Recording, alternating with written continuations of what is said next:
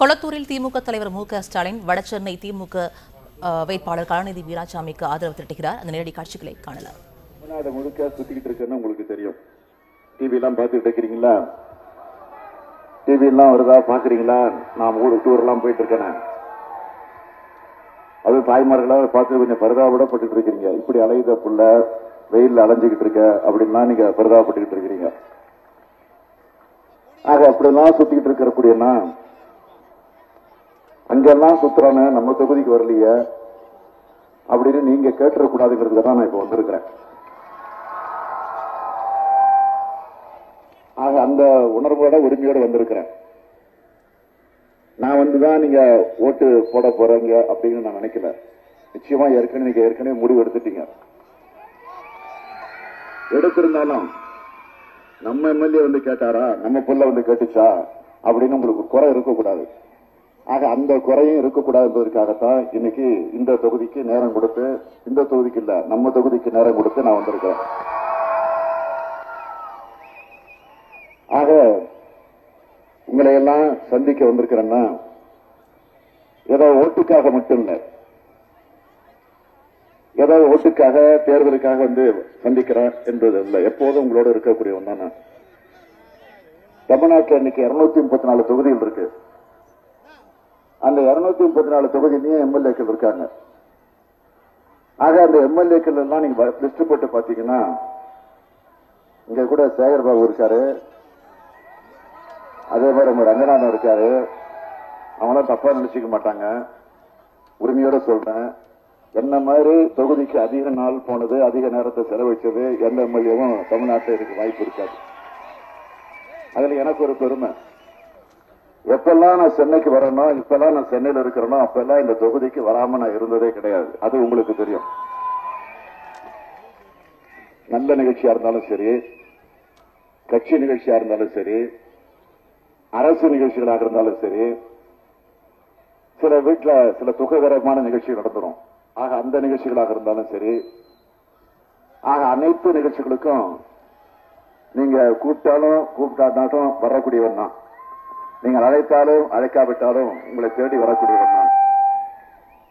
அதனாலதான் 2வது முறையும் ஏற்கனவே நடந்த முதல் தேர்தலில் கொஞ்சமான வாக்கு வித்தியாசத்தை தான் வெற்றி பெற்றோம்.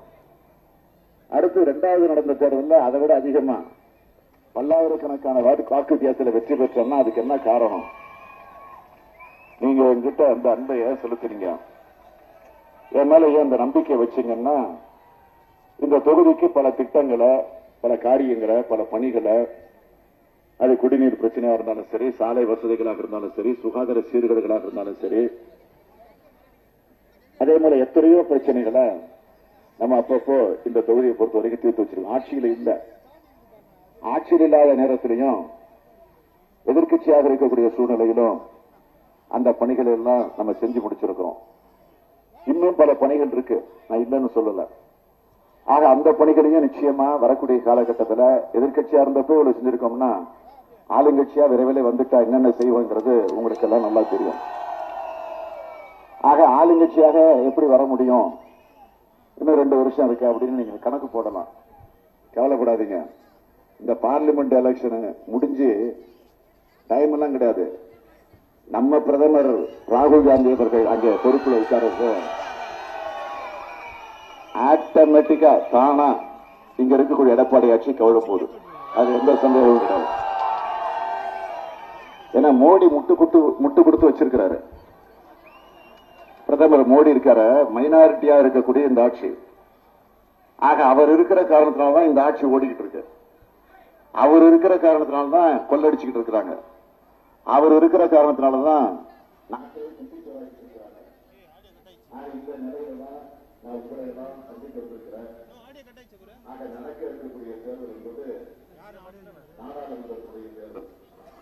உங்களுடைய வாக்கு என்பது ஒரு வாக்கு அல்ல, இந்தியாவுடைய தலையெழுத்தையே மாற்றப் போகுது.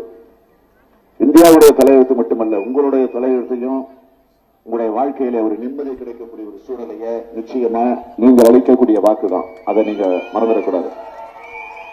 அதனால உங்க வாக்க சரியான வகையில நீங்கள் பயன்படுத்த போறீங்க, அந்த நம்பிக்கை எனக்கு இருக்கு. ஆக தமிழகத்தையும் ஒரு நல்ல மாநிலமாக மாற்றணும். இந்தியாவையும் மற்ற நாடுகள் எல்லாம் பாராட்டக்கூடிய அளவுக்கு இந்த இந்தியாவையும் மாற்றணும். ஆக நாடாளுமன்ற தேர்தல் மட்டும் இல்ல, இந்த தேர்தலோடு 18 தொகுதிகளில் தமிழ்நாட்டில் சட்டமன்றத்துக்கு இடைத்தேர்தல் அதுவும் நடக்க போகுது. அது ஒரு மினி தேர்தல். ஆக அந்த 18 தொகுதியினுடைய தேர்தலில் நான் உறுதியா சொல்றேன், நாடாளுமன்ற தேர்தலை பொறுத்த வரைக்கும் நாடும் நமது 40 நமது என்பதுதான். புதுவை உள்ளிட்ட அந்த 40 தொகுதிகளில் மிகப்பெரிய வெற்றியை பெறப்போகிறோம். அதேபோல 18 தொகுதியில் நடக்கிற சட்டமன்றத்தினுடைய இடைத்தேர்தல். ஆக அந்த சட்டமன்ற இடைத்தேர்தலையும் 18 இடங்களில் நாம் தான் நிச்சயமாக உறுதியாக வெற்றி பெறப் போகிறோம். தேர்தல் முடிவு வந்த அடுத்த நிமிஷம் கூட ரொம்ப லேட்டு, அடுத்த நொடிய தமிழ்நாட்டில் நிச்சயமாக எடப்பாடி ஆட்சி இருக்க போறதில்லை. அத மனசுல பதிவு வச்சுங்க. கலைஞர் இருக்கிறப்பவே, அவர் உயிரோடு இருந்த நேரத்திலேயே ஆட்சி மாற்றத்தை நாம் எதிர்பார்த்து காத்திருந்தோம். நான் கூட ஒரு உறுதிமொழி கொடுத்தேன் கலைஞரிடத்துல, உங்களுடைய காலத்திலேயே தமிழ்நாட்டில் ஆட்சி மாற்றத்தை ஏற்படுத்தி அந்த வெற்றியை கொண்டு வந்து உங்களிடத்தில் ஒப்படைப்பேன் அப்படின்னு நான் ஒரு உறுதிமொழி கொடுத்தேன். ஆனால் அந்த உறுதிமொழி நிறைவேற்றப்பட முடியாத ஒரு நிலையில கலைஞர் அவர்கள் நம்மை எல்லாம் விட்டு பிரிந்து விட்டார்கள். இயற்கையின் சதி அவரை நம்மிடத்திலிருந்து பிரிச்சிருச்சு. ஆக அவரை நம்ம இடத்திலிருந்து பிரிச்சிருந்தாலும் நம்முடைய உள்ளத்திலிருந்து யாராலும் பிரிக்க முடியாது.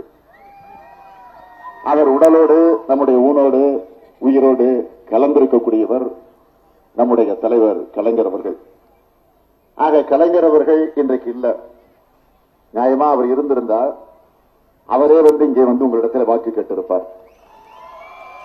அவர் இல்லாத இந்த நிலையில தான் அவருடைய மகனாக இருக்கக்கூடிய ஸ்டாலின் உங்களிடத்தில் வந்து வாக்கு கேட்டுக் கொண்டிருக்கிறேன். ஆகவே அந்த உணர்வோடு இங்கே குழுமி இருக்கக்கூடிய உங்களிடத்தில் வாக்கு கேட்கிற நேரத்தில் அதிமுக ஆட்சி ஏறக்குறைய ஜெயலலிதா பொறுப்பேற்று அதற்கு பிறகு அவர் மறைந்து ஒரு 8 வருஷமா நடந்துகிட்டு இருக்கு. அதே மாதிரி மத்தியில பிஜேபியினுடைய ஆட்சி மோடி தலைமையில 5 வருஷமா நடந்துகிட்டு இருக்கு. ஆக இந்த 2 ஆட்சிகளும் அப்புறப்படுத்த வேண்டிய கட்டாயத்தில் இன்றைக்கு இருக்கு.